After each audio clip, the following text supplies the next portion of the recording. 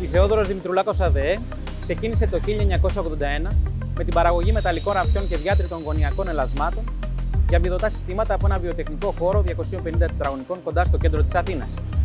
Σε λίγα μόλις χρόνια, αφουγκραζόμενη την αγορά, προχώρησε στην ανάπτυξη επιπλέον συστημάτων και προϊόντικής γκάμας, αλλά και στην εταιρική ανάπτυξη μεταφερόμενη σε ένα βιοτεχνικό χώρο 1000 τετραγωνικών στις Αχαρνές, προσπαθώντας και αναζητώντας πάντα βέλτιστες πρακτικές παραγωγής. Η συνεχής αναζήτηση βελτίωση των προϊόντων και υπηρεσιών της εταιρείας, αλλά και η ανάγκη για ανάπτυξη μας φέρνει στην παραγωγή του σήμερα, που κατέχει 7.500 τετραγωνικά μέτρα στεγασμένων χώρων και γήπεδα 10.000 τετραγωνικών, σε σχηματάρι και Σύνδο Θεσσαλονίκης.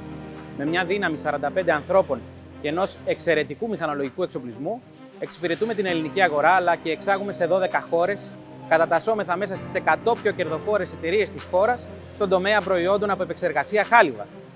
Με την τεχνολογία να είναι ο σύμμαχος για μια ποιοτική αλλά και συνάμα πιο αποτελεσματική παραγωγική διαδικασία, προχωράμε στο αύριο.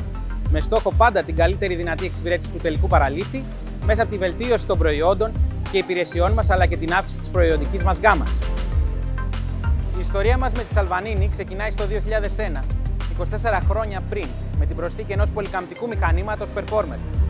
Όπως ανέφερε, η συνεχής αναζήτηση για βέλτιστες πρακτικές παραγωγής μας έφεραν κοντά, καταλαβαίνοντας πως το Performer που βλέπαμε εκείνη τη στιγμή μπροστά μας ήταν ο δρόμος που έπρεπε να ακολουθήσουμε αν θέλαμε η παραγωγή μας να γίνει πιο ευέλικτη και ποιοτικότερη. Η χρήση του Performer μας μοίησε στο Lean Manufacturing.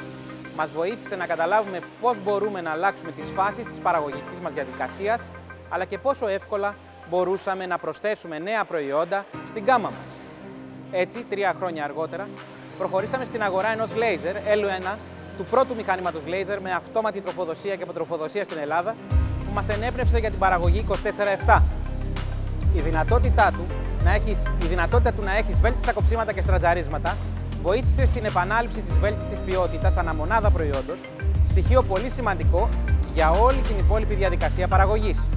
Σήμερα η εταιρεία κατέχει 3 πολυκαμπτικά και 3 λέιζερ από τη Salvagnini, με το P2 Plus Robot να είναι η αιχμή του δώρατος στην παραγωγική μας διαδικασία, καθώς οι δυνατότητες του ενοποίησαν τον αυτοματισμό και τη ρομποτική τεχνολογία.